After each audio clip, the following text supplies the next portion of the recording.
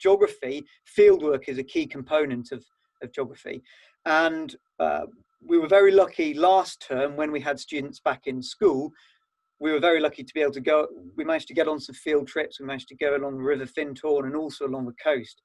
But it's also recognising that even if we were back in the classroom, there are some parts of the world we can't get to so easily. So one of the things we've been using is Google Earth, for example. And this is a way in which we've managed to bring the sort of locations of the world to students' houses in this case. So if I show you this, this is one project we did last year. This is for a year 11 group, and we were looking at the world's major biomes. And the biomes are the essentially these big, large ecosystems.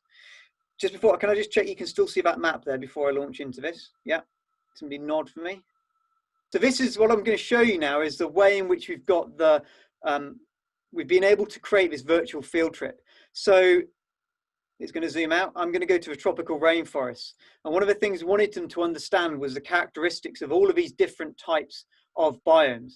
And so last year, myself and my colleague, Steve Cook, we created this little tour, and we put some information in this side panel here, getting them to explore the local area so the students can, in their own time, zoom out, go and look at the different river valleys, go and look at the characteristics of the rainforest. We then put together these little videos. So this is one I recorded about the tropical rainforest last year.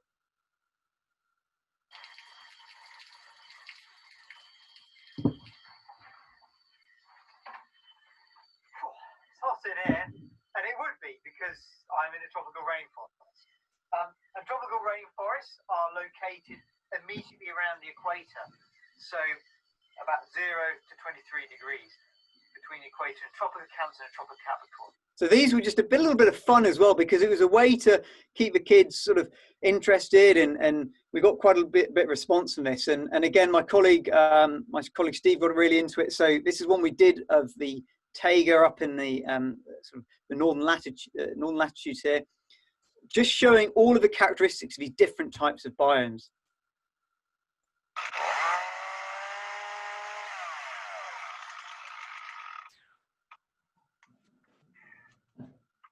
Welcome to the far north of the planet. This is an area we call the taiga, or coniferous forest.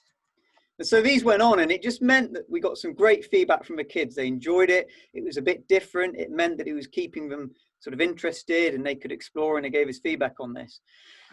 And it enabled us to, say, use an example like this within a lesson, and then we would come back and discuss what we'd find, and then they could work through some questions on a Google Doc, and we could interact with them. We'd often finish a lesson. We want to be able to understand what is it the students have got out of this? What learning have they done? How can we check their learning?